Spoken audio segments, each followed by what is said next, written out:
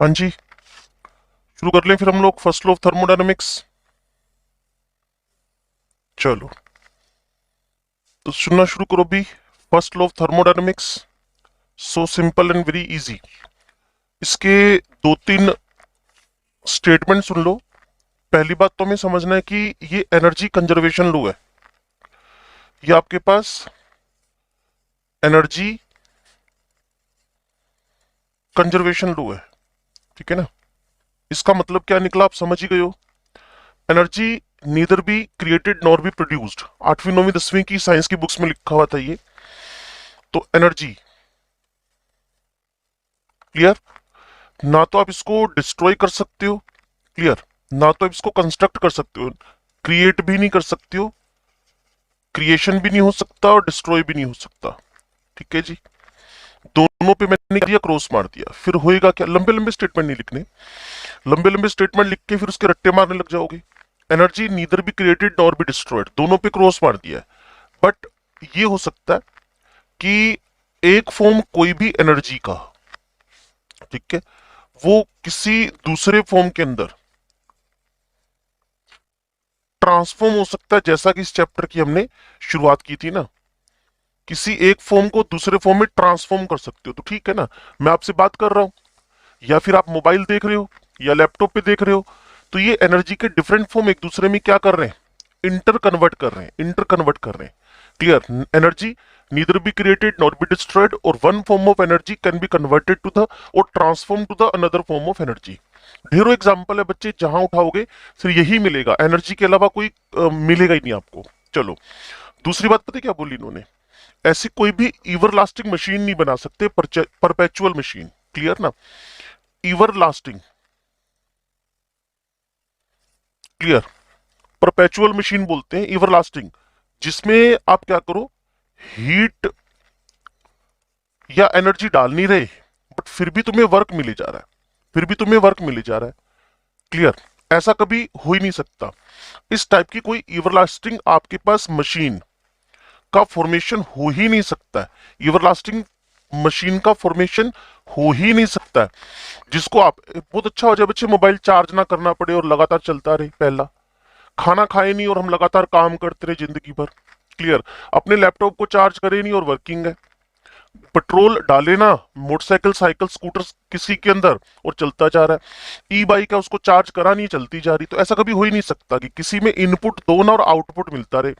तो इवरलास्टिंग मशीन का formation construction नहीं हो सकता। लंबी लाइनें सुनना चाहते हो तो क्या, it is impossible to construct the perpetual machine which which which works continuously without consumption of heat. ये लंबी लाइन है, मैं चाहता नहीं लंबी लाइनें लिखना, वापिस सुन लो। It is impossible to construct, impossible to construct, ऐसा कभी हो ही नहीं सकता कि हम कोई ऐसी मशीन बना पाए। Impossible to construct everlasting perpetual machine, perpetual machine, everlasting machine, continue machine, जो वर्ड ठीक लग रहा है आपको, which which works continuously, which works continue without without supplying the heat. आप सोच के देखो, ऐसा कैसे पॉसिबल है, हो ही नहीं सकता ना। क्लियर है। तो अब मुझे जो लग रहा है, इसने क्या कहा कि हीट तो देनी पड़ेगी तभी काम होएगा। ये तो कह रहा है वन फॉर्म, मुझे बताओ ना, पहले और दूसरे में क्या फर्क है। एक फॉर्म दूसरी फॉर्म में कन्वर्ट हो रहा है, हाँ ठीक है। हीट दोगे तभी वर्क होएगा, हाँ ठीक है। अब तीसरी जगह जाकर पता क्या लिख रहा है वो, किसी भी एक आइसोलेटेड सिस्टम के अंदर टोटल हीट्स का सम कांस्टेंट रहेगा। एक आइसोलेटेड सिस्टम है, ठीक है जी, इसके अंदर टोटल जो आपके पास सम ऑफ हीट्स है, सम ऑफ एनर्जीज है, वो क्या रहेगा, कांस्टेंट। तो गलत क्या है मेरे भाई, सिर्फ एक फॉर्म बोलो ना। फर्स्ट सेकंड और थर्ड में फर्क क्या है, तीनों स्टेटमेंट सेम है। कंजर्वेशन, हाँ जी। नीदर क्रिएटेड नॉट डिस्ट्रॉय, हाँ जी। One form change to another form, हाँ ट्रांसफॉर्म हो सकती है। हीट ही तो वर्क बनाएगी, बिना हीट दिए वर्क कैसे हो जाएगा। It is impossible to construct everlasting perpetual machine which convert the which works continuously without supplying the heat। ये हो ही नहीं सकता, it is impossible to construct.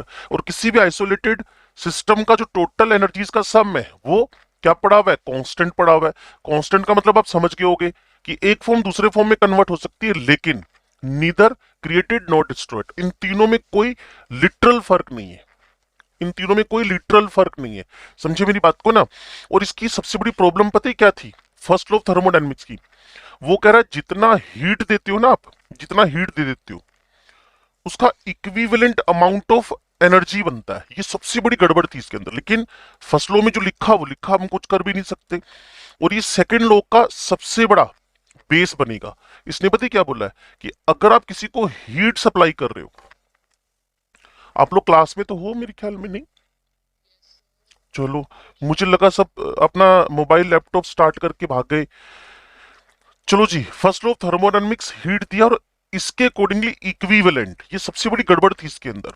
Heat दिया, equivalent amount of the work he produce होएगा, ये सबसे बड़ी गड़बड़ थी। लेकिन क्या करें, भाई साहब लिख के चले गए, चले गए, हमें तो लिटरली मानना पड़ेगा ना वर्ड टू वर्ड। इक्विवेलेंट में सबसे बड़ी गड़बड़ है, क्या गड़बड़ है? बस यूं मान के चलो कि आज की क्लास होते ही कोशिश करूंगा कि आज थर्मोकेमिस्ट्री के काफी सारे टर्म्स आपके सामने लेकर आऊं, ठीक है ना। तो इक्विवेलेंट, जबकि थर्मोडायनेमिक्स के सेकंड लॉ में लिखा हुआ है कि कुछ वेस्टेज जरूर जाएगा, और आप अच्छी तरह समझदार हो बच्चे। चलो मेरी बात सुनो, 1 घंटे 10 मिनट की मेरी क्लास हुई, इससे बढ़िया एग्जांपल नहीं हो सकता। मैं ये मान के चलता हूं कि 1 घंटे 10 मिनट की क्लास इफेक्टिवली आपके पास, इफेक्टिवली मतलब सिर्फ लिखने पढ़ने की बात करें तो 55 मिनट्स के आप तक पहुंच पाती है। 15 मिनट हमारे बेकार चले जाते हैं, 15 मिनट हमारे बेकार। दूसरा यूं सोच के देखो, आपके पर्सपेक्टिव में आपने 1 घंटे 10 मिनट की क्लास ली, तो ऐसा थोड़ी जितना मैंने समझाया उसका आप डाउट ही नहीं पूछोगे मेरे से। डाउट तो फिर भी पूछोगे ना। तो जितना आप समझ रहे हो 60-70% कॉन्सेंट्रेशन आ रही, 40% बेकार चली जाती है। तो यही कह रहा हूं कि जितना हम टाइम डिवोट करते हैं सारा यूज नहीं होता। फर्स्ट लॉ ऑफ थर्मोडायनेमिक्स कह रहा है equivalent amount of the one form of energy converted to another, ये जबकि सबसे बड़ा गड़बड़ है। इसी से कॉन्सेप्ट निकल कर आएगा कौन सा वाला, एंट्रोपी, बताएंगे उसके बारे में भी। अब ये सारे स्टेटमेंट अगर आपके दिमाग में उतर गए हो तो मैं इसका मैथमेटिकल फॉर्म लिखने वाला हूं, ठीक है जी। इसका मैथमेटिकल, इसका फॉर्मूला लिखने वाला हूं, किसका? फर्स्ट लॉ ऑफ थर्मोडायनेमिक्स का। ध्यान से सुनना और समझना। फॉर्मूला कैसे लिखेंगे? यहां आपके पास कोई सिस्टम है, उसकी इंटरनल एनर्जी E1 है, ठीक है जी। उस पे उसको आपने हीट की सप्लाई दे दी, ओके। तो इसका जो नया वैल्यू हो गया E1 प्लस क्यू हो गया, आपने इस पे वर्क भी कर दिया, ठीक है। तो आपके पास finally E1 plus q plus डब्ल्यू हो गया, E1 प्लस क्यू प्लस डब्ल्यू हो गया। तो आपने कहा जी final form of the internal energy क्या हुआ? मैंने कहा जी E2 is equal to E1 plus q plus डब्ल्यू, ओके। इसी को और करके मैं लिख सकता हूं, सारे बच्चे समझदार हो, E2 माइनस E1। मैं फिर कह रहा हूं आप थर्मोडायनामिक्स करते हुए ज्यादा तामझाम मत पालना, नहीं तो खुद मुश्किल में आ जाओगे। आपको उनपे टोटल कॉन्सेंट्रेशन लगानी है जो आपके काम की बात है। तो मेरे पास delta E is equal to Q plus डब्ल्यू, ये मेरे पास एक फॉर्मूला डिराइव हो गया, क्लियर। इसको मैं mathematical form of the first law of thermodynamics कह रहा हूं। बच्चे ने क्या किया, ये होलसोल है। मैंने कहा ना ना ना ना, ये होलसोल नहीं है। हो सकता है कोई सिस्टम हीट लूज कर रहा हो, work done by system on surrounding हो, तो दोनों माइनस माइनस हो जाएंगे। या फिर हीट प्लस एब्जॉर्ब कर रहा हो, वर्क डन बाय सिस्टम हो तो माइनस हो जाए। तो इसीलिए मैं अकॉर्डिंग टू क्वेश्चन डील करूंगा, plus minus Q plus minus W. General पता है क्या होता है? जब आप किसी भी सिस्टम को, जनरल जनरल जनरल, जब भी आप किसी सिस्टम को हीट देते हो ना तो वर्क करता है, बस ये जनरल फॉर्म है। लेकिन मैंने plus minus Q plus minus W question solve करने के लिए लिख दिया है। Delta E is equal two plus minus Q plus minus W, ये मैंने क्वेश्चन सोल्व करने के लिए लिख दिया है। Delta E is equal to, अब जितने भी क्वेश्चन होंगे, क्वेश्चन पढ़ना, मैंने आज बहुत सारे क्वेश्चन चिपका रखे हैं अपने बोर्ड पे, क्लियर। सारे सब्जेक्टिव क्वेश्चन है, उससे आपका डेवलपमेंट हो जाएगा। मैं मान के चलता हूँ फिजिकल, एक तो फॉर्मूला, एक question, formula question, formula question, तो अच्छी डेवलप हो सकती है आपकी। इतनी बात अगर आपको समझ में आई, mathematical form of the first law of thermodynamics, तो इसके क्वेश्चंस को फोकस कर सकते हैं। लेकिन उससे पहले थोड़े से दो और कॉन्सेप्ट हमने दिमाग में डालने। एक एंथैल्पी का कॉन्सेप्ट, ठीक है ना, क्यूपी, और दूसरा कॉन्सेप्ट आपके पास है क्यूवी, इंटरनल एनर्जी चेंज। फिर हम जा सकते हैं क्वेश्चंस के ऊपर, ठीक है जी।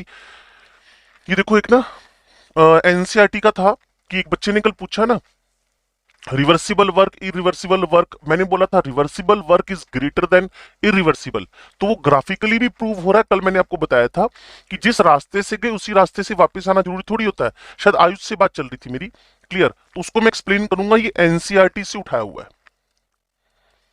ठीक है ना, इसको मैं एक्सप्लेन करूंगा। उससे पहले मैं छोटी सी डिस्कशन और कर लूं आपसे, क्लियर। एक मेरे पास कोई रंजीत सिंह जी एंटर करना चाहते हैं क्लास के अंदर,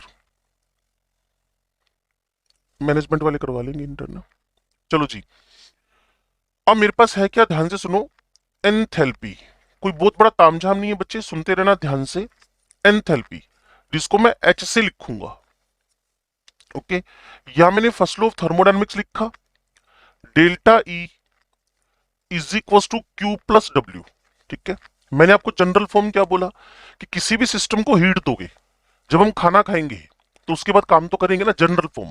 तो मैंने क्या किया, क्यू लिख दिया, इसको माइनस पी डेल्टा वी लिख दिया, और ये डेल्टा ई लिखा हुआ, अगर आप मेरे को सुन पा रहे हो तो, ठीक है जी।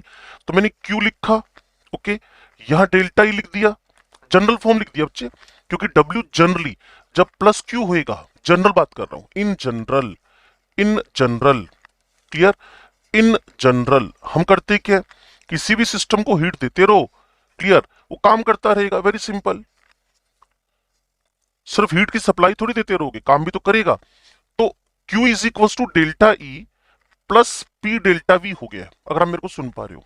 अगर मैं यहां पे प्रेशर कांस्टेंट, फिर आपसे कह रहा हूं कि फोकस करना फाइनल फॉर्मूले पे, अगर मैं प्रेशर कांस्टेंट कर दूं तो Q के सबस्क्रिप्ट में P लिखा जाएगा, डेल्टा ई लिखा जाएगा, यहां P डेल्टा V लिखा जाएगा। अब आपको एक बात जो मैंने बतानी है वो पता है क्या है, क्यू पी को आप यहां डेल्टा एच से डिनोट कर रहे हो, क्यू पी को आप डेल्टा एच से डिनोट कर रहे हो, तो ये टर्म मेरे पास क्या हो गई है, delta H delta E plus P delta we. मेरे से पेपर वाला पूछ रहा है, क्वेश्चन में मेरे से पूछ रहा है, calculate heat of the system, calculate heat of the system at constant pressure, constant pressure, constant pressure. तो आपको पता है मैं क्या कैलकुलेट करने लग जाऊंगा, मैं कैलकुलेट करूंगा क्यूपी। आपने कहा ठीक है, हमें पता लग गया। मैंने कहा मैं पता है क्या कैलकुलेट करने लग जाऊंगा, मैं कैलकुलेट करने लग जाऊंगा डेल्टा एच, एंथैल्पी चेंज। तो इसीलिए बड़ी सिंपल सी बात आपके दिमाग में डालनी थी, कोई बहुत ज्यादा तामझाम है नहीं। किसी भी सिस्टम का, ध्यान से सुन लो भाई, किसी भी सिस्टम का कांस्टेंट प्रेशर पे जो एंथैल्पी है, उसको हम एंथैल्पी, कांस्टेंट प्रेशर पे हीट जो है उसको हम एंथैल्पी चेंज बोलते हैं, उसको हम एंथैल्पी चेंज। वापिस आ जाओ, ये कौन है, फर्स्ट लॉ। जनरली किसी को हीट की सप्लाई दी, that is work done by system, minus P delta V लिख दिया, क्यू बराबर delta E plus P delta V लिख दिया, प्रेशर कांस्टेंट तो सबस्क्रिप्ट में क्यूपी लिख दिया, delta E P delta V, QP को मैंने क्या लिख दिया, डेल्टा एच। मैं बार बार कहूंगा इस पे फोकस रखना, नहीं तो बाद में परेशान हो गए, पेपर में क्वेश्चन पूछेगा, अभी थोड़ी देर में हम भी पूछेंगे आपसे। तो डेल्टा एच बराबर delta E plus P delta we. अब आपको पता है हम केमिस्ट्री की बात करे बिना तो रहेंगे नहीं, ये तो हमारे पास एक जनरल डिस्कशन हुआ, क्लियर। इन केमिकल रिएक्शंस, किसी भी केमिकल रिएक्शन के अंदर एक चेंज करने वाला हूं, आपको पता है क्या चेंज करूंगा मैं, आपको पता है PV is equal to NRT होता है, आइडियल गैस इक्वेशन, ठीक है जी। तो यहां मैंने पी डेल्टा वी लिखा, यहां डेल्टा एनजीआरटी लिख दिया। अब आप वही क्वेश्चन करोगे, सर डेल्टा एनजी कौन है, प्रोडक्ट्स और रिएक्टेंट्स का, प्रोडक्ट्स और रिएक्टेंट्स का जो गैसियस मोल्स हैं उनका डिफरेंस है, ठीक है जी। तो मैंने क्या किया, डेल्टा एच लिखा, डेल्टा ई लिखा, इस प्लस की जगह पे delta plus P delta we की जगह पे डेल्टा एनजीआरटी लिखकर एक दूसरा फॉर्मूला और बना लिया, ठीक है जी। Delta H is equal to delta E plus P delta V, delta H is equal to delta E plus delta n g R T. अगर जनरल फिजिकल प्रोसेसेस में चल रहा हूं तो इससे काम चल जाएगा, किसी केमिकल इक्वेशन केमिकल रिएक्शन में चल रहा हूं तो इससे काम बन जाएगा। अगर आप मुझे सुन पा रहे हो तो क्लियर है। अब आपने कहा जी अप्लाई करके बताओ, बिल्कुल जी, बिना अप्लाई करे तो काम बनेगा नहीं। लो जी, मैंने सबसे पहले लिखा इस जगह मीथेन, ये कौन है जी, गैस। यहां लिखा मैंने O2, वो जल्दी आपके पास केसी केपी के बाद ये वाली इक्वेशंस आ गई हैं, under standard condition, under standard condition 298 पे ये भाई साहब लिक्विड है, ये भाई साहब गैस है, ये भाई साहब गैस है। बैलेंस करना हो सकता है आपको आता हो। क्लियर। ये 2O2 हो गया। तो क्या मुझे कोई डेल्टा एनजी बता पाएगा? इतना काम तो आप कर सकते हो, मैं ही बोले जा रहा हूं इतनी देर से।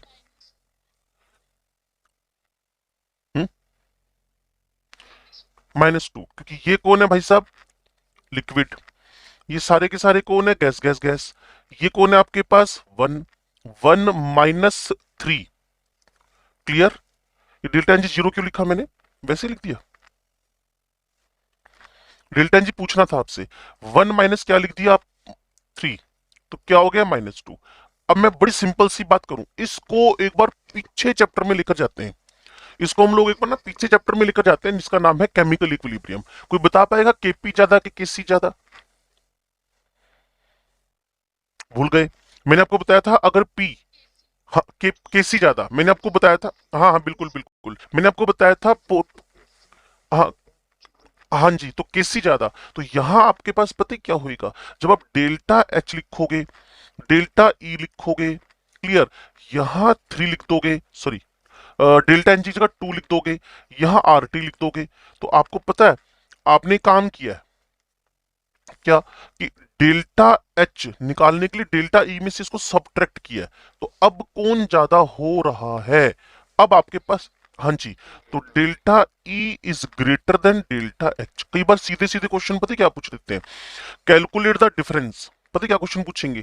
Calculate the difference of delta H and delta E. देखो क्वेश्चन की फॉर्म लिख देता हूं मैं, आपको समझ आ जाएगा। फॉर्म ऑफ द क्वेश्चंस क्या पूछेगा? Calculate difference in between delta H and delta E. ये तो क्वेश्चन का पहला टाइप हो गया। दूसरा क्वेश्चन पता है टाइप क्या होगा? होएगा सेम ही, क्वेश्चन तो सेम ही होगा, फॉर्म बता रहा हूं। Calculate difference in between the heat at constant pressure and constant volume. देखो क्वेश्चन का मतलब समझे आप? कांस्टेंट प्रेशर की हीट का नाम क्या है? अभी थोड़ी देर पहले बताया था, भूल गए शायद, डेल्टा एच। और कांस्टेंट वॉल्यूम की हीट का नाम क्या है? डेल्टा ई। अब हाँ वही वही वही सेम। लो जी, आपकी बात भी रख दी मैंने, क्योंकि मेरे लिए ई और यू में कोई फर्क नहीं है। क्लियर। तो अगर मेरी बात को आप समझे, तो डेल्टा एच और डेल्टा ई का डिफरेंस क्या आ गया आपके पास? -2 RT। ओके, चलो एक क्वेश्चन और देता हूं मैं आपको यहां कर, बोलो।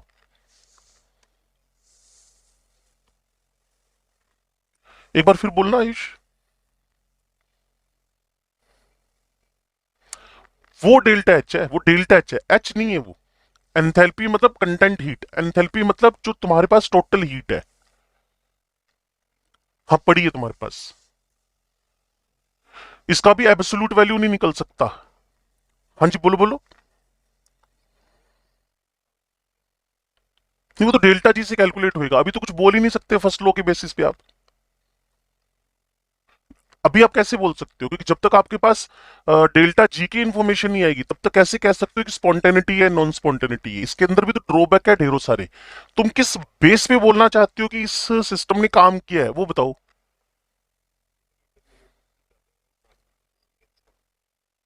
कंटेंट हिट था, इंटर नहीं इस, वही तो बात है ना।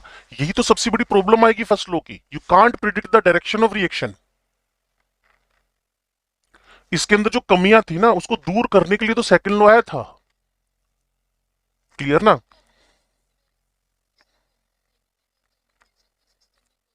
बच्चे इस पे सर्टेनली आप तब तक नहीं बोल सकते जब तक आपके पास डेल्टा जी का फॉर्मूला नहीं आएगा। वही बार बार कह रहा हूं मैं आपसे, when you have the delta G is equal to delta H minus T delta S, तभी आप एग्जैक्टली बातें कर पाओगे। नहीं तो इस बेसिस पे हम बोल ही नहीं सकते कि स्पॉन्टेनियस है नॉन स्पॉन्टेनियस है।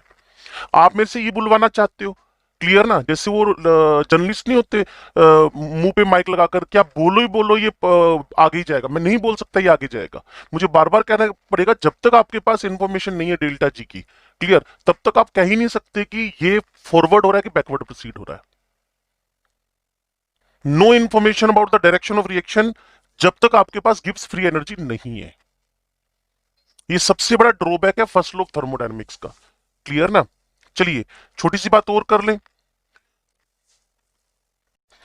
ये जो एच है, डेल्टा एच है, क्लियर है, इसकी एब्सोल्यूट वैल्यू आप कैलकुलेट नहीं कर पाओगे, पहली बात। एब्सोल्यूट वैल्यू और आपको नीड भी नहीं है। क्लियर? एब्सोल्यूट वैल्यू कैलकुलेट नहीं कर पाओगे। डेल्टा लगा देखकर कोई भी बोल देगा इट इज स्टेट फंक्शन। आपको बताया था Q and W both are the path, जबकि ये एक ऐसा फंक्शन है स्टेट फंक्शन। एब्सोल्यूट वैल्यू आप कैलकुलेट नहीं कर पाओगे।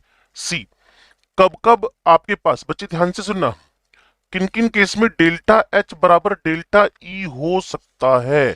बच्चे समझदार हैं, कहते जी अगर डेल्टा वी आइसोकोरिक प्रोसेस हो। कहते जी समझ नहीं आ रहा। मैंने कहा जी फॉर्मूला देखा था आपने? कहते नहीं देखा। मैंने कहा फिर कैसे समझ में आएगा? आपके पास फॉर्मूला क्या था? First number, delta H is equal to delta E plus P delta V. Clear? Delta H is equal, Ishaan बोलो क्या प्रॉब्लम है?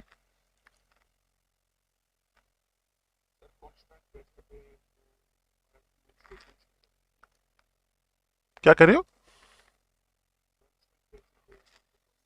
हाँ,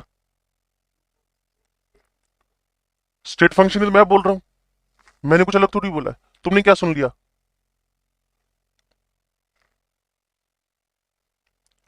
ईशान कौन से प्रीजम्पशन में जी रहे हो भाई? तो यही तो बोल दिया मैंने, आप सुन ही नहीं रहे मेरी बात को। मैंने क्या लिखा है बोलो, ये देखो, ये क्या लिखा है? बात रखो बच्चे, डिबेट तो करो मेरे साथ।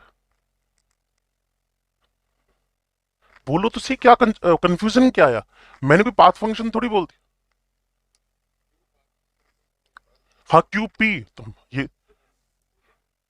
ये तो लिखा है मैंने, और क्या लिखा है सर तुम्हारे सामने? और बड़ा करूं इसको थोड़ा सा? ये देख, और बड़ा करूं? ये देख,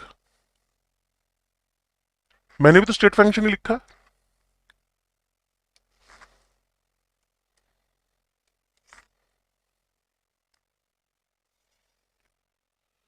लो जी, अच्छी बात है।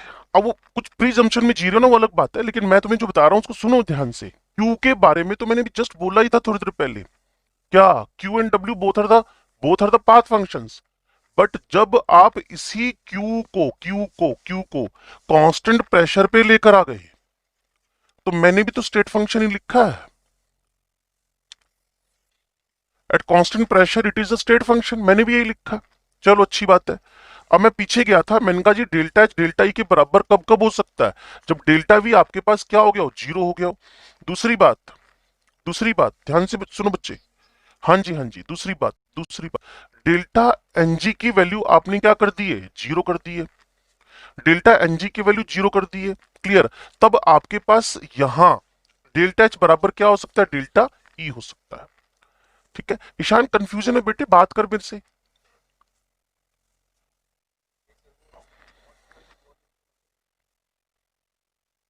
वो भी लेके आता हूँ बेटा, टेंशन मत ले। इसलिए मतलब कि इसमें डरने वाली बात नहीं होती, मैंने कल भी तुम्हें समझाया था।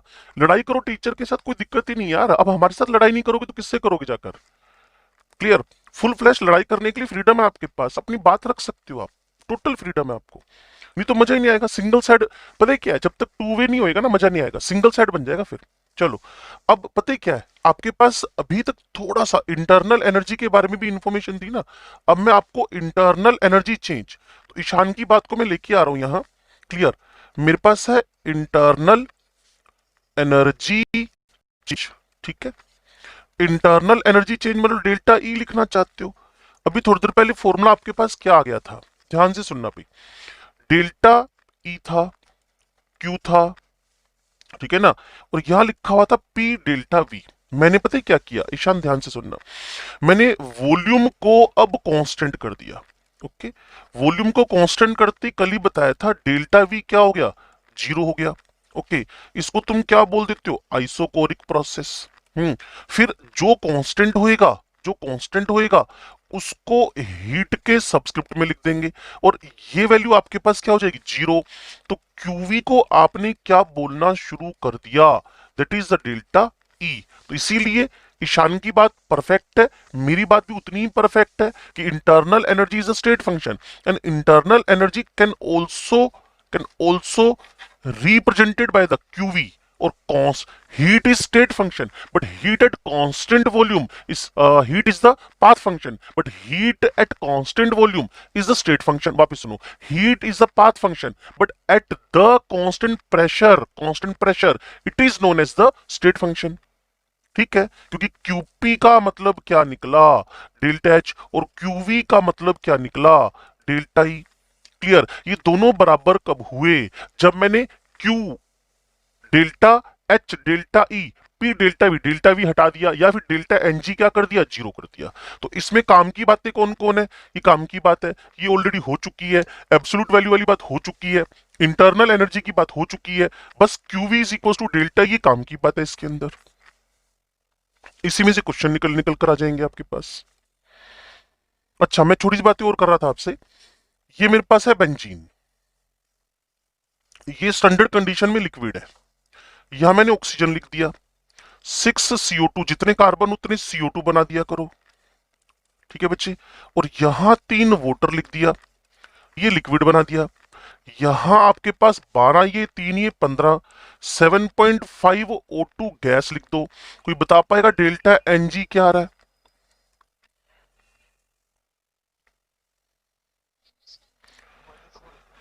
6 माइनस 7.5 इज इक्वल टू -1.5. तो यहां भी तुम्हारे पास जो डेल्टा E है वो डेल्टा H से क्या हो रहा है, ग्रेटर हो रहा है. Clear.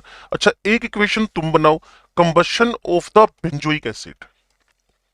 Combustion of benzoic acid, मैं तुम्हें बेंजोइक एसिड का फॉर्मूला लिख के दे देता हूं, हो सकता है तुम्हें ना पता हो सकता है तुम्हें पता हो. ठीक है जी, ये सॉलिड फॉर्म में एग्जिस्ट करता है, इसको बर्न करवाना है आपने, इसका कंबशन करवाना है आपने, और कुछ बच्चे फिर काम कर लें.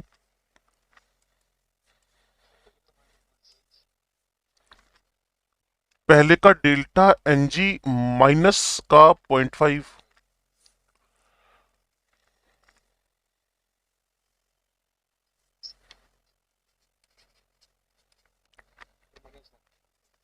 एक सेकंड बच्चा.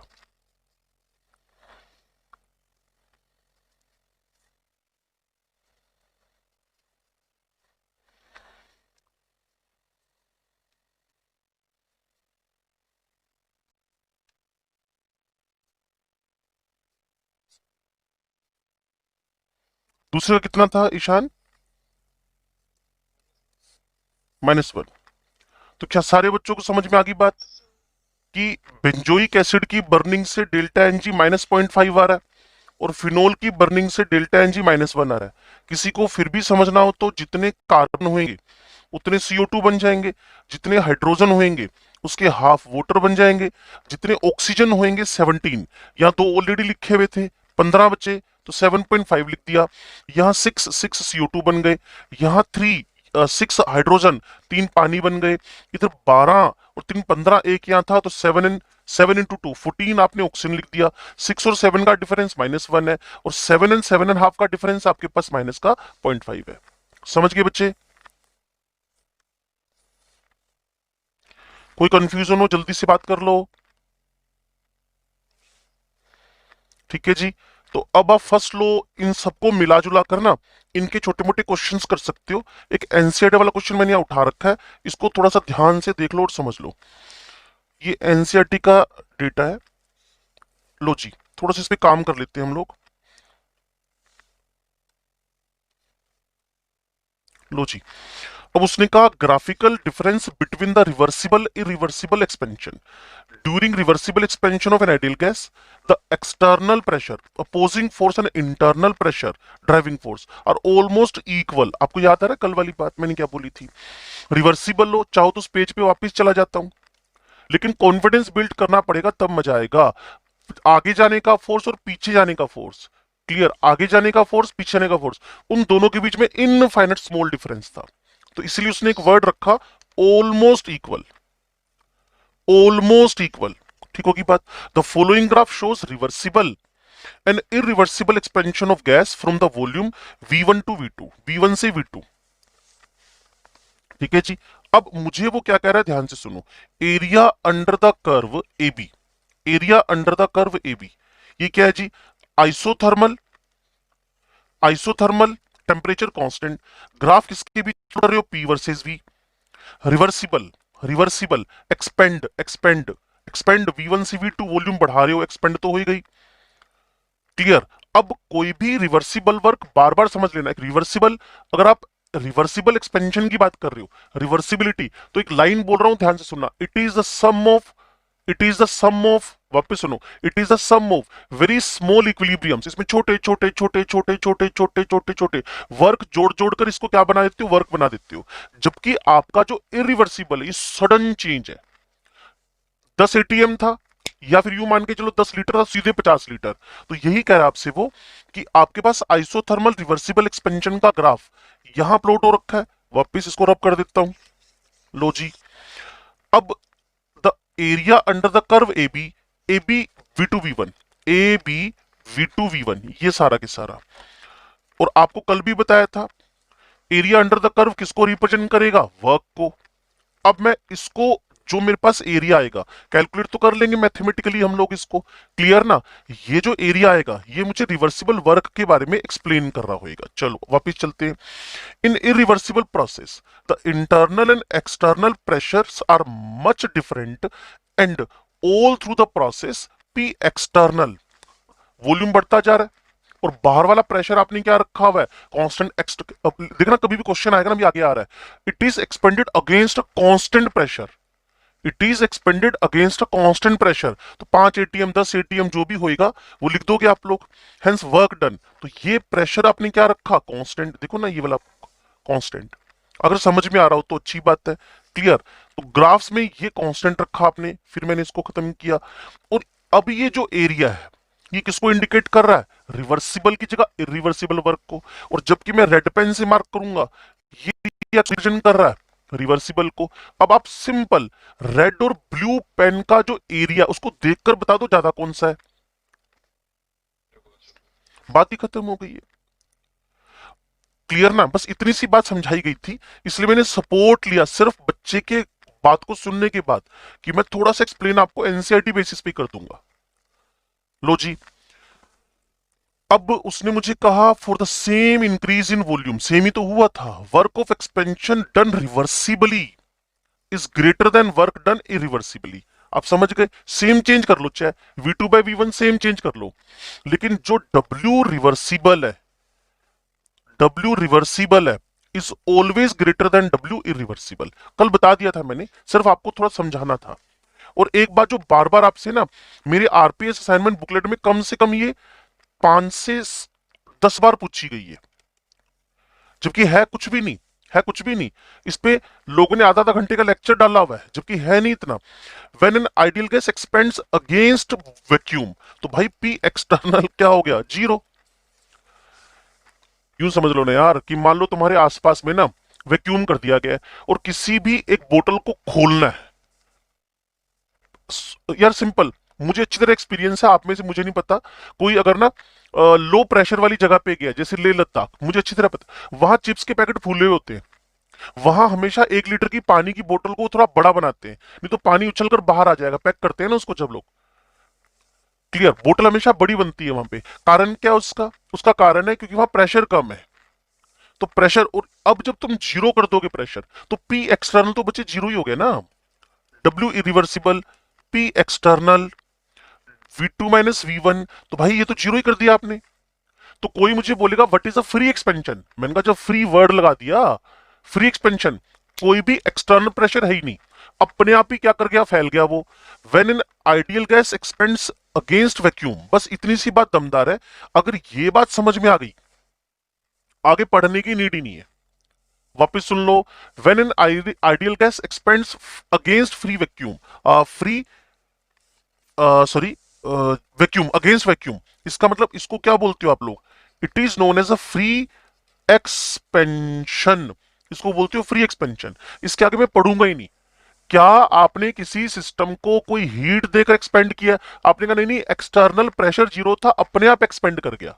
तभी तो कह रहा हूं P external 0, W 0. This type of expansion of gas against vacuum in which no work is done is called the free expansion. Thus, no work is done during the free expansion of an ideal gas. Whether the process is reversible or irreversible. मैं तो कह रहा हूं भाई इन सबको रब करो, यहां अपने दिमाग को थोड़ा सा कूल करो, क्लियर, और ठंडा करके दिमाग को बोलना कि जब मुझे कभी भी P एक्सटर्नल जीरो मिलेगा तो मेरे भाई W बाय डिफॉल्ट ही क्या हो जाएगा, जीरो। इसी को तुम लोगों ने क्या नाम दिया हुआ है, फ्री एक्सपेंशन। और फ्री एक्सपेंशन में अब तुम डेल्टा ही लिख रहे हो, क्लियर, Q प्लस W लिख रहे हो। ये जीरो हो चुका है, सप्लाई कोई हीट की तुमने दी नहीं है, तो सब जीरो जीरो जीरो, सब कुछ जीरो ही तो चल रहा है। अपनी ओपिनियंस, अपने ऑब्जेक्शंस मेरे से शेयर कर सकते हो।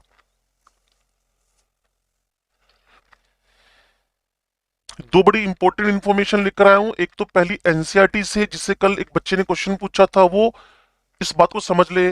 दूसरा बड़ी सिंपल सी बात, दो words, what mean of the free expansion, expansion against, against vacuum. लो जी, यहां से क्वेश्चन शुरू हो रहे हैं। आप लोग ज्यादा से ज्यादा इसमें पार्टिसिपेट करोगे तो 10 एक मिनट तक हम काम कर लेंगे इस पर। लो जी, 1 मोल ऑफ, बोलो जी,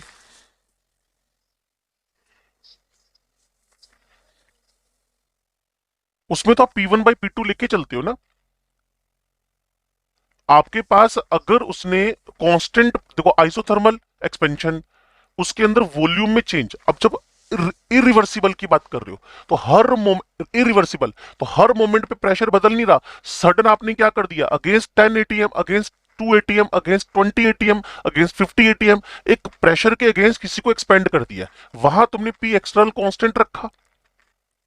लेकिन जब तुम रिवर्सिबल की बात करते हो, हर मोमेंट पे चेंज कर रहे हो आप, तो P1 बाई P2 वो भी change, V1 by V2, V2 by V1 वो भी चेंज हो सकता है। अच्छा, इस क्वेश्चन को करना भाई, ए से बी तक कैसा प्रोसेस है, ए से बी तक आइसोकोरिक, बी से सी कैसा प्रोसेस है, किसके बीच में ग्राफ बन रहा है, वीटी के बीच, तो पक्का वी और टी के बीच जो ग्राफ बनेगा फॉर केल्विन स्केल, क्लियर, वो किसको शो कर रहा होगा, कांस्टेंट प्रेशर को। अच्छा, सी से ई बोलना, ठीक है जी, आइसोथर्मल, और ओवरऑल चेंज क्लियर है, ए बी सी, और वापस कहां आ गए, ए पर। कल वाली बात आपको याद आ रही, ए से बी से सी वापस आ गए। लो जी, अब थोड़ा सा इधर बढ़ते हैं, इस क्वेश्चन को करो, इसका सॉल्यूशन मत देखने लग जाना please. A gas expands by, by, expands by, समझ गए, बाय मतलब क्या है, डेल्टा वी, 0.5 लीटर, मैंने आपको बताया था सॉल्यूशन चैप्टर में, against a constant pressure of 1 ATM, calculate the work done in joule and calories.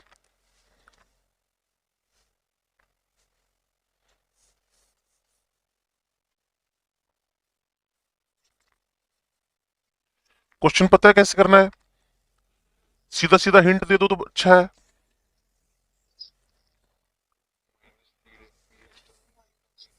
बस, है ना। और कल मैंने एक बात बताई थी उसको याद रखना, ये लीटर एटीएम का आंसर आएगा।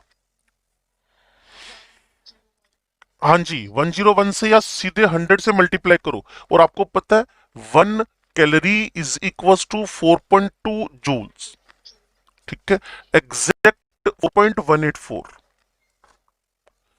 ऑप्शन देख लिया करो ना बच्चे, अगर गैप ज्यादा है तो 4.2 से चला दो, गैप बड़ा कम है तो 4.184 से चला दो, वो तो तुम्हें डील करना है एग्जाम के अंदर। लो जी, 2 लीटर, इस क्वेश्चन को पहले पढ़ो, फिर मेरे से इंटरेक्ट करो कि तुम्हें इस क्वेश्चन का आंसर बनाना आ जाएगा कि नहीं। पढ़ो।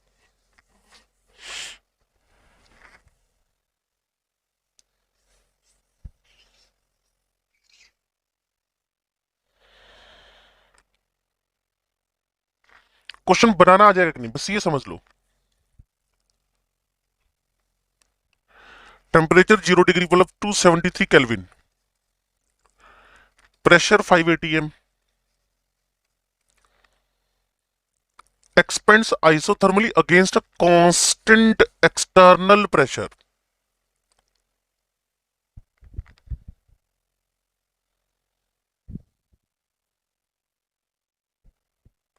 until reach pressure of gas reach 1 atm.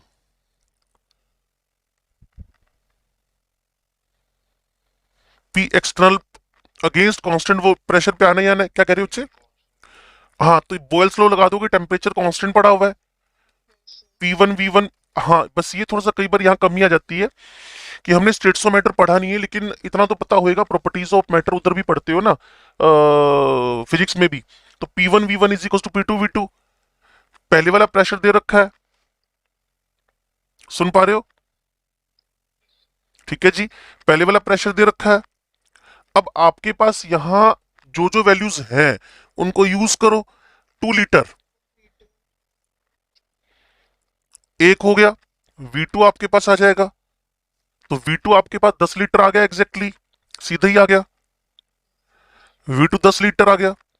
अब सीधा यूज करो इस प्रेशर का -1 atm, यहां 10, इनिशियल 2, 2 से 10 तक एक्सपेंड हुआ था, -8 लीटर एटीएम, 100 से मल्टीप्लाई करके -800 जूल आंसर आ जाएगा। इसमें कोई भी कंफ्यूजन हो आया हो तो मेरे से लड़ाई करो, डिबेट करो, कोई चक्कर नहीं है, मैं बात करूंगा आपसे।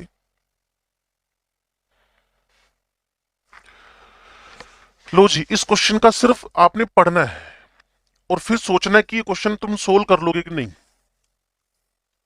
मैक्सिमम वर्क डन बोला है, क्या निकालोगे? जल्दी जल्दी बताओ। Maximum work done, maximum work done, maximum work done. बात खत्म, बात खत्म। ठीक है, तो फॉर्मूला लगा देना। अब ये 16 ग्राम ऑक्सीजन मतलब आधा मोल है, और ये टेम्परेचर 300 केल्विन है, और volume occupying volume 5 litre, 5 decimetre cube का मतलब होता है 5 लीटर, और बिकम्स 25 लीटर। ठीक है जी, तो एक्सपेंशन हुआ है 5 लीटर 25 लीटर हो गया, तो V2/V1 25/5 log 5 आएगा। तो आपको सबसे इंपॉर्टेंट बात थी मैक्सिमम वर्क के बारे में बताना, कि मैक्सिमम वर्क है तो पहले ही पता चल जाए हमें कैलकुलेट क्या करना है। मैक्सिमम वर्क सुनकर ही पहले पता चल जाए कि काम क्या करना है। चलो, अच्छी बात है। दो बच्चों ने हाथ खड़े किए हैं, तो जल्दी से बोल दो क्यों खड़े किए हैं।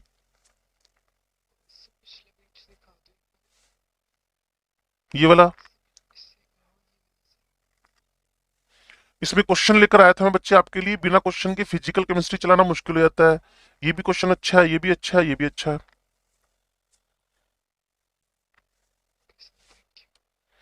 दूसरा बंदा कौन है अभी हाथ खड़े करने वाला?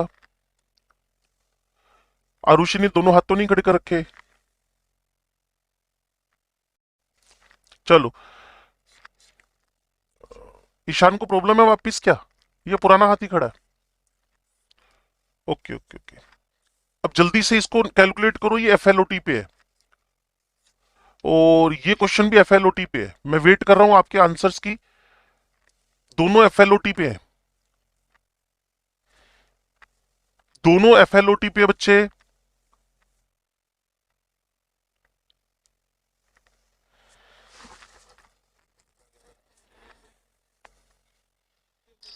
ये बताना है प्लस दे रखे कि माइनस दे रखे हैं, ये बताना है आपने। प्रोवाइडेड प्लस क्यू, इसमें मेन इंपॉर्टेंट यही बात थी। Work done on the system plus W, done on the system. ये 50 है। हाँ, वर्क डन बाय, तो क्या कर दूं? -W, और इज 8 जूल्स, और is supply to the system plus Q. तो सीधा सीधा कि 40 -8 32, और दोनों प्लस प्लस 50 एंड 10 60, सीधा आंसर। करनी है किसी को लड़ाई मेरे साथ? ना करो, बिल्कुल मत करो। ये 7वां क्वेश्चन है। A gas occupies 2 litre at STP, it is provided 300 joule heat, provided मतलब प्लस क्यू।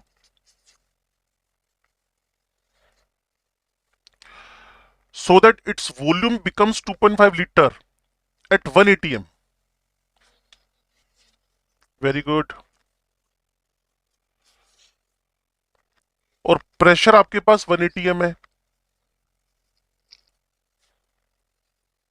सॉल्यूशन में झांकना, आपको पता चला कि डेल्टा ई निकालने के लिए क्या करना है, इंटरनल एनर्जी चेंज का वैल्यू 300 माइनस हाफ कर दूं सीधा,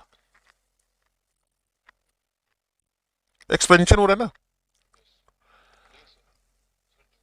हाँ, मैं ये सुनना चाहता था एक्चुअल में कि ये सबसे बड़े ब्लंडर करोगे आप लोग, इसीलिए मैंने इसको जानबूझ के बोला 300 माइनस हाफ कर दूं।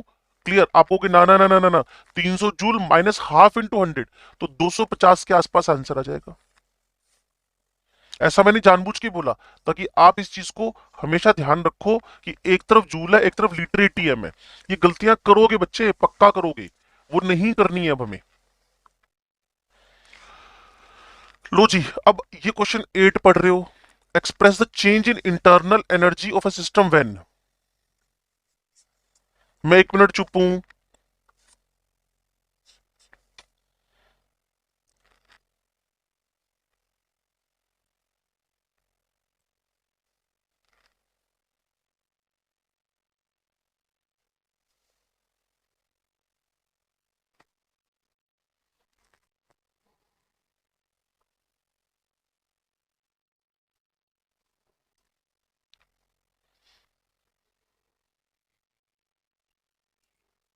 बिल्कुल जीरो हो जाएगा जी।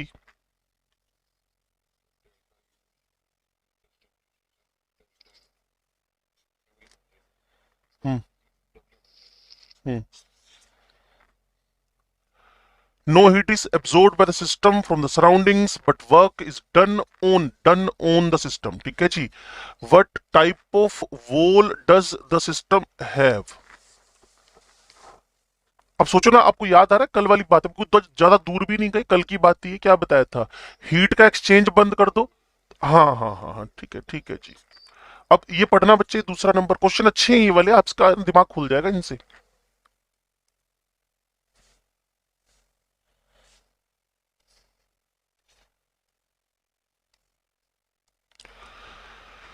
देखना भी देखना, सेकंड पार्ट।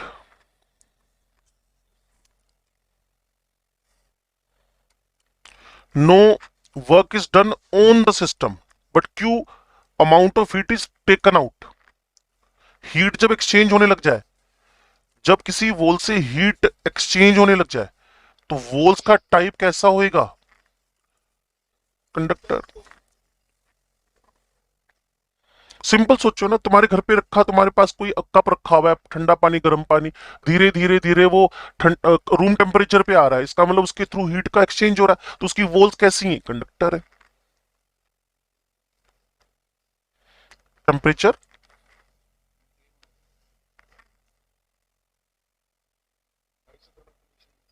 हाँ हाँ हाँ, वही हुआ ना। अगर रूम टेम्परेचर पे आ रहा है ना, मेरे को यहाँ मेन टारगेट क्या था, what type of volt does the system have. Clear. तो तुमने एक लाइन बोली, वो बोलना वापस कौन सी थी, क्या मेंटेन कर रहा है,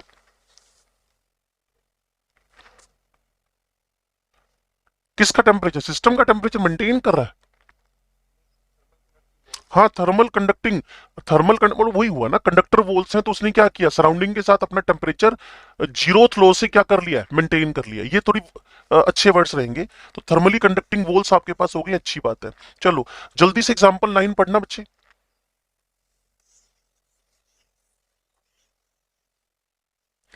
बस आपको इस पे हाँ और ना में जवाब देना है कि आप इस क्वेश्चन में कंफर्टेबल फील कर रहे हो कि नहीं कर रहे हो।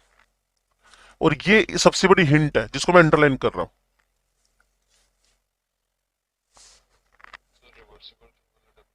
हाँ, ये सीधा फॉर्मूला लग जाएगा आपके पास। क्लियर है। ये देखो, इसने ना इसमें शैतानी की है। फॉर्मूला आपको पता है क्या होता है, P1/P2। इसने P2/P1 करके ना इसका माइनस हटा दिया यहां से। क्लियर। तो फॉर्मूला देखकर मैं तो कहता हूं कि फॉर्मूले हम देखें ना, सॉल्यूशन तो बिल्कुल ना झांके, अपनी तरफ से हम आंसर मिला लें बस एंड में जाकर। बोलो जी। चलो अब थोड़ा सा डिस्कशन, यहाँ मैंने एंथैल्पी के लिए रखा हुआ था ये, और इन क्वेश्चन पे हम डिस्कशन कर लेंगे, थोड़ा सा टाइम और निकलेगा तो। आज इसको ना हम एक तो पेपर का डिस्कशन कर लेंगे, क्लियर। एक ये क्वेश्चन 10, 11, 12 ये भी उस टाइम पे डिस्कशन कर लेंगे। मैं चाहता हूँ थोड़ा सा सिलेबस को ना आगे बढ़ा दें। एक फॉर्मूला आपको देना था, फिर हमारी स्टार्ट हो जाएगी thermochemistry. Measurement of delta H and delta U, सिर्फ फॉर्मेलिटी है हमारे थर्मोडायनेमिक्स के सिलेबस में, जिसको बोलते हो कैलोरीमेट्री।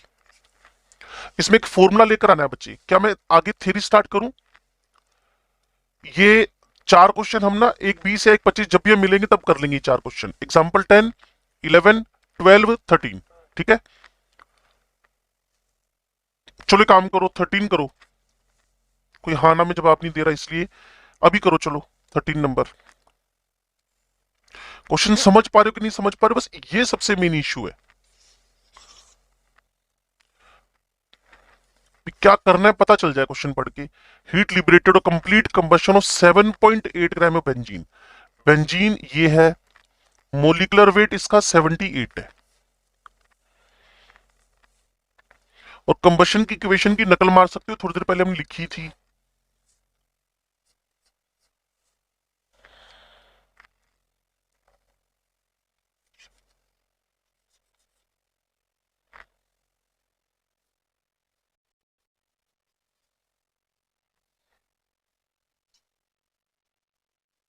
चलो सारे हिंट मैंने लिख दिए।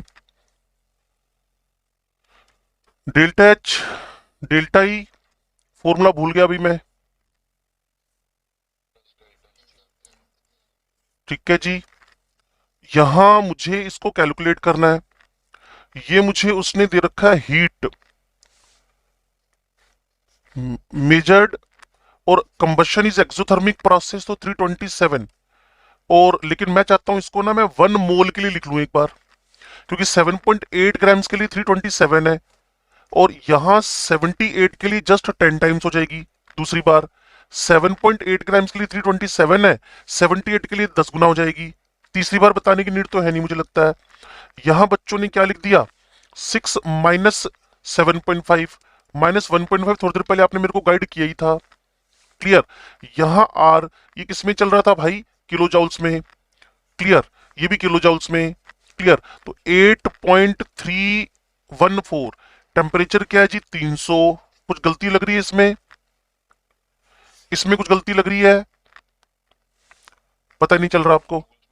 हाँ तभी 1/1000 करूंगा, यही कह रहा हूं ना मैं आपसे। आप मेरे को सुधार करवाओ ना कि सर आपने जूल्स में लिखा है, ये बच्चे ने बहुत अच्छा बोला, डिवाइडेड बाय 1000 करते ये भी किलो जाउल में हो गया, ये भी किलो जाउल में हो गया, और ये जो डेल्टा एच है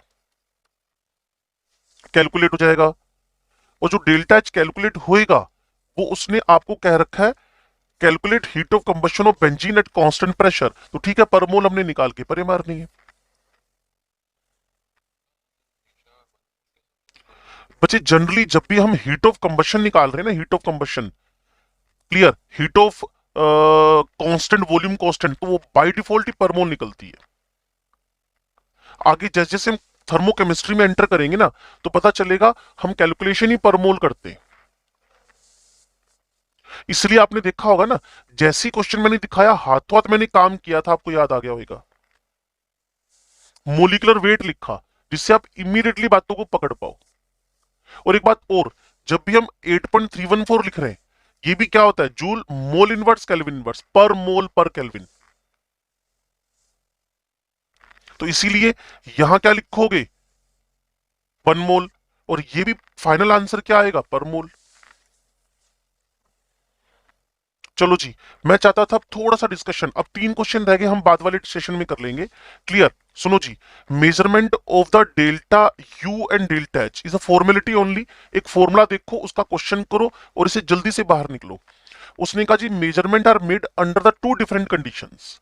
पहला होएगा, आपको अच्छी तरह पता है, क्यू का पहला टाइप क्यूवी, जिसको बच्चों ने क्या बोला था, डेल्टा ई। दूसरा क्या होएगा, क्यूपी, जिसको बच्चों ने क्या बोला था, delta H. QV delta E, QP delta H, इतना तो पता लग रहा है।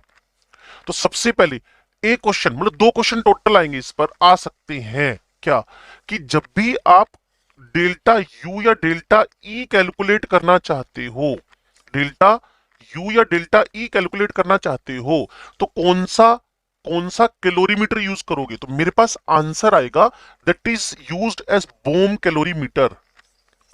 Clear, it is the bomb calorimeter. और इसके साइज पे, शेप पे, स्ट्रक्चर पे एनसीईआरटी की फोटो है ये, क्लियर। तो उस पे मत जाना, सिंपल बात समझना कि इस कंटेनर में तुमने वॉल्यूम क्या लिया हुआ है, कांस्टेंट। वॉल्यूम कांस्टेंट तो डेल्टा वी क्या हो जाएगा, जीरो। अब मुझे आगे बोलने की नीड कम है और तुम्हें समझने की नीड ज्यादा है, और बैच पहले से तो बहुत अच्छा हो चुका है अब ये, clear. QV is equal to delta E का कैलकुलेशन हो जाएगा आपके पास। अब मुझे फॉर्मूले पे जाना है, इसके अंदर क्या लिखा है, अगर आप इंटरेस्टेड हो तो मैं बता देता हूं, क्योंकि जस्ट फॉर्मेलिटी ओनली सुनो।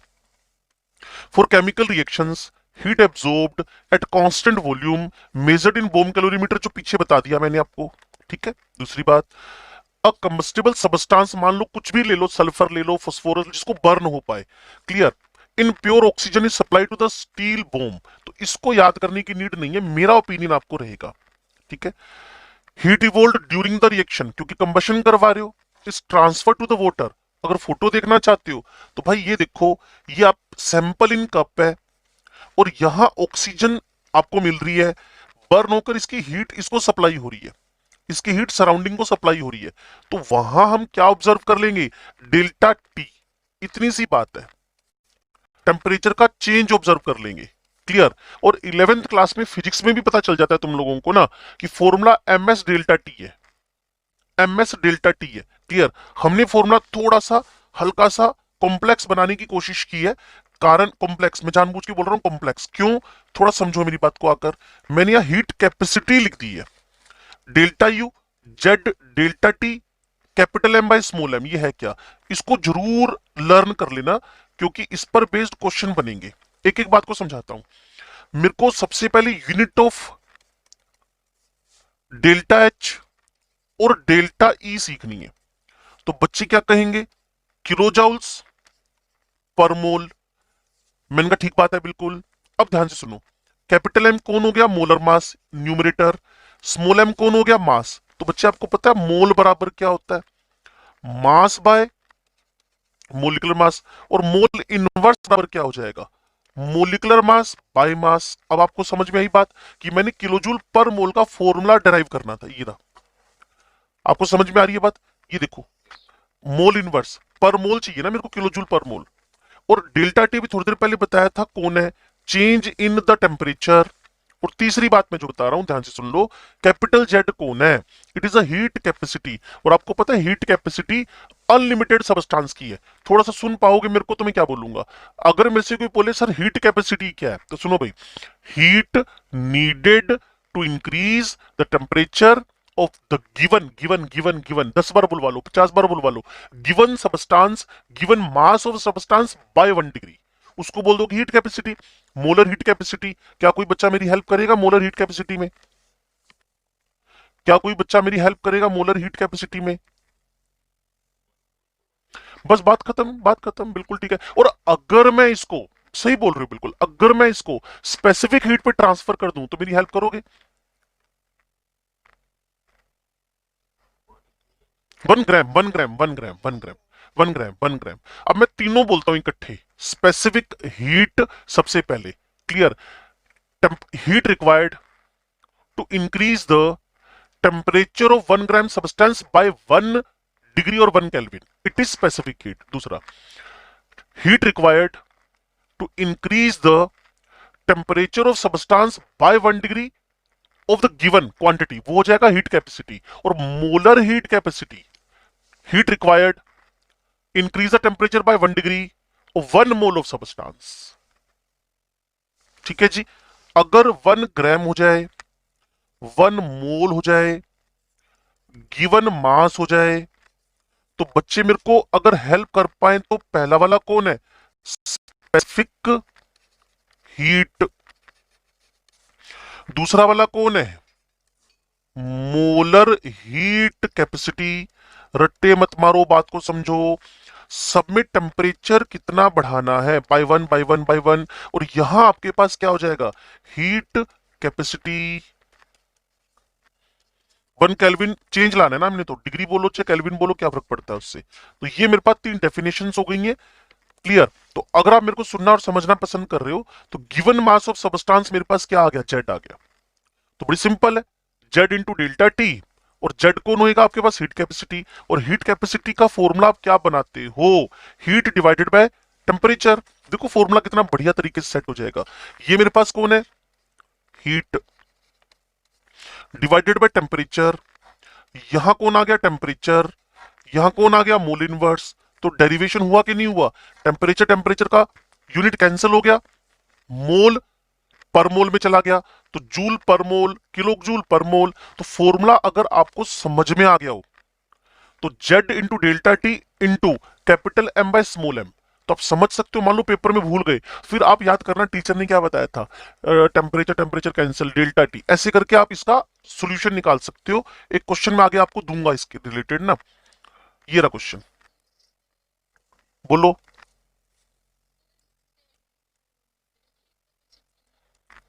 बच्चे जेड आपके पास हीट कैपेसिटी है, तभी मैं आपको इसका बेस्ट एक्सप्लेनेशन देने के लिए, Z is a heat capacity of the calorimeter.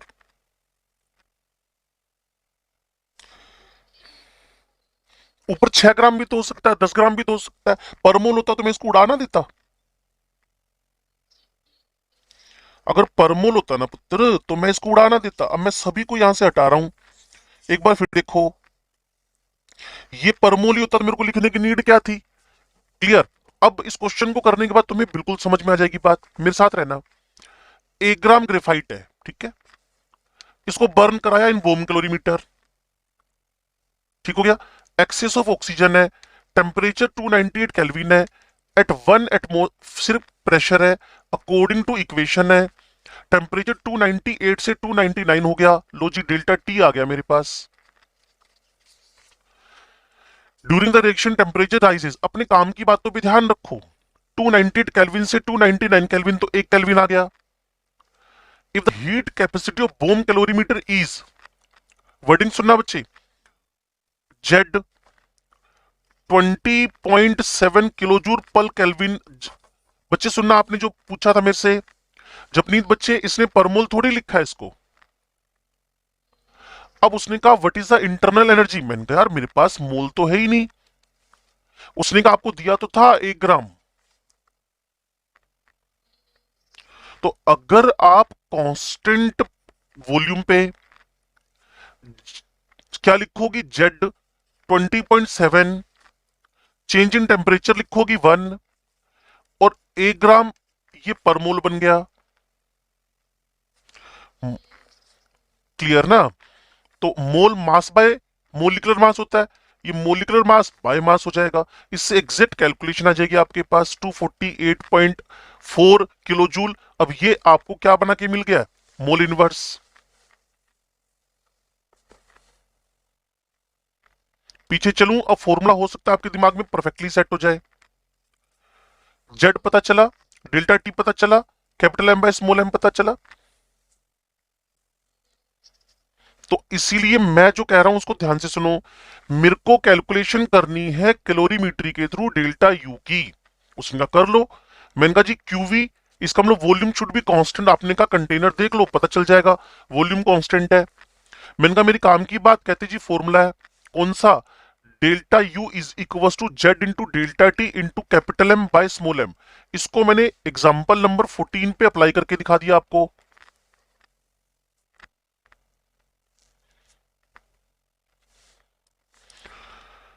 लो जी, delta H is equal to delta U plus P delta V in a bomb calorimeter. Delta V क्या चल रहा है? 0।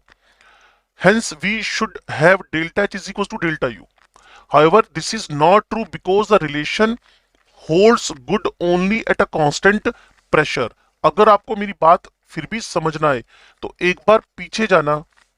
आपको बताया था QP is equal to delta E plus P delta V है।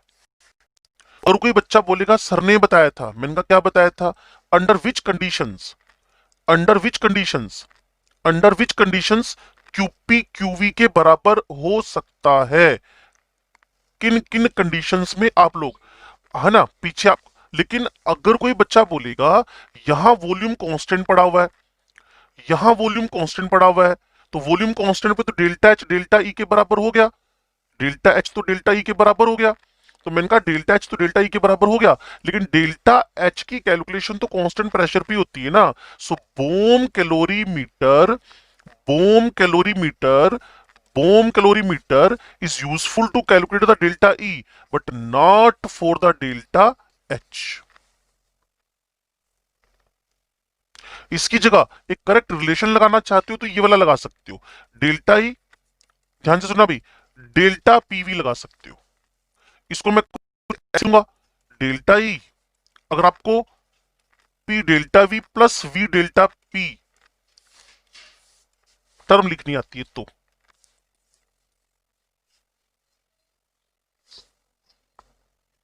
हाँ वही किया ना, ये किया ना, फिर उसके लिए एक अरेंजमेंट कर दी ना अलग से।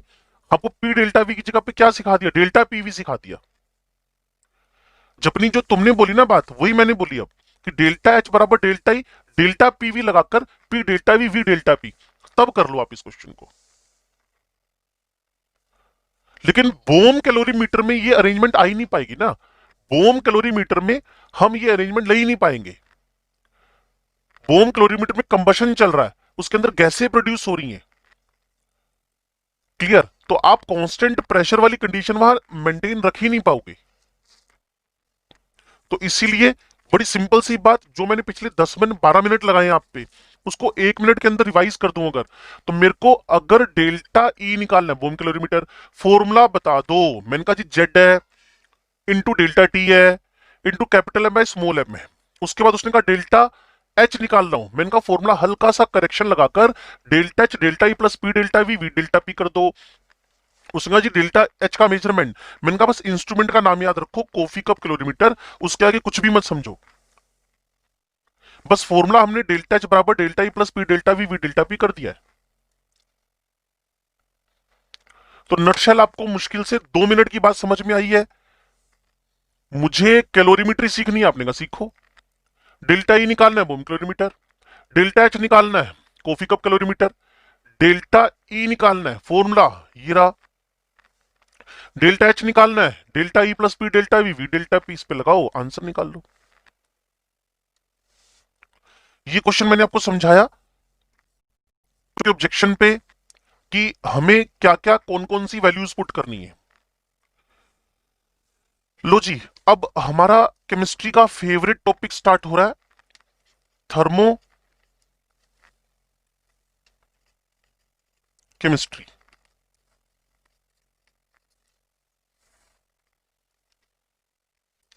सबसे पहले बात करेंगे हीट ऑफ या एंथैल्पी ऑफ रिएक्शन की।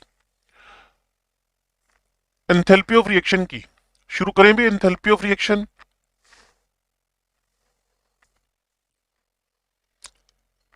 सदमे में लग रहे हो सारे लोग, कहीं इनमें ऑब्जेक्शन है बात कर लो। बोम कैलोरीमीटर क्वेश्चन की हमने 3 क्वेश्चन दोपहर के लिए रखे हैं हमने, बाकी आप ही ने इंटरेक्ट किए मेरे से, ये सारे के सारे क्वेश्चन हमने बोर्ड पे किए।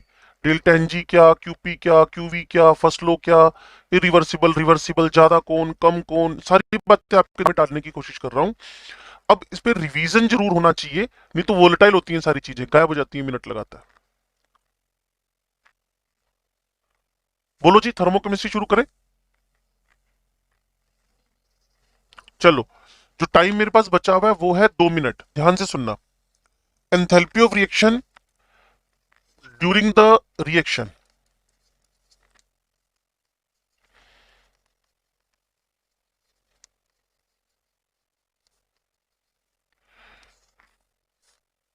जो हीट है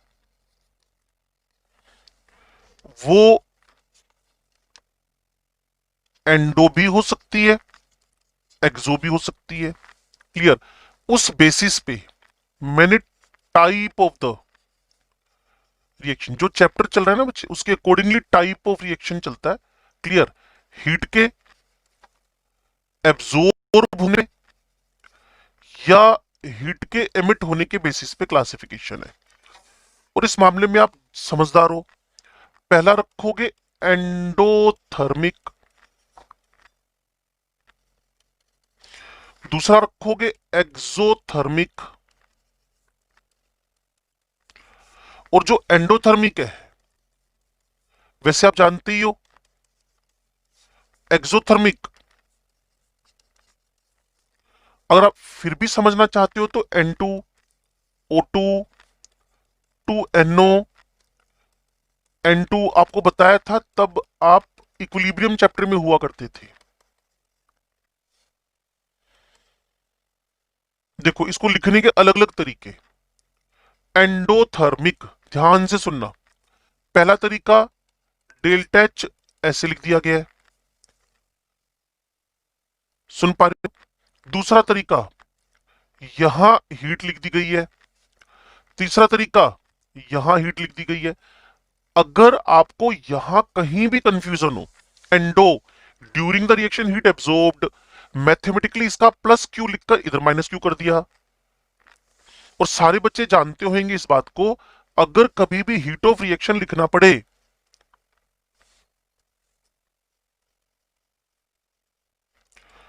अगर कभी भी हीट ऑफ रिएक्शन लिखना पड़े तो एच प्रोडक्ट माइनस क्या लिखते हो, एच रिएक्टेंट। ग्राफिकली भी समझा दूंगा इसको पूरा, नहीं तो फिर तुम्हारा काइनेटिक्स बिगड़ेगा। क्या थोड़ा कोई बच्चे गाइड कर सकते हैं? अगर ये पॉजिटिव आया तो दोनों में से ज्यादा कौन है? तो सोचो ना बच्चे, अगर रिएक्शन के ड्यूरिंग हीट एब्जॉर्ब हो रही है तो वो हीट प्रोडक्ट की ज्यादा होगी ना फिर। तो एचपी ग्रेटर देन क्या हो गया आपके पास? थोड़ा सा सोच के देखो ना, रिएक्टेंट ने हीट एब्जॉर्ब की तो बढ़ी किसकी? प्रोडक्ट्स की, एंडोथर्मिक। तभी तो ओजोन का बनना अनस्टेबिलिटी की तरफ जा रहा है, क्योंकि ओजोन बनेगा अगर तो वो एंडोथर्मिक है। और मैं तो कह रहा हूं कि गोली मारो सब बातों को, पीछे पीछे पीछे पीछे जाते जाओ। केमिकल बॉन्डिंग चैप्टर का आयनिक बॉन्ड क्या बोला था? Should be exo. अगर एंडो हो गया, heat of ionisation, sublimation, bond dissociation, अगर एंडो हो गया तो जो प्रोडक्ट्स हैं वो अनस्टेबल होंगे। तो एंडोथर्मिक प्रोसेस में प्रोडक्ट्स की एनर्जी क्या होगी? ज्यादा हो गई। चीजें जोड़ के देखो, आपस में कनेक्ट करो, पिछला सारा सिलेबस याद आ जाएगा तुम्हें। लास्ट करता हूं बात भाई, 941 हो गए।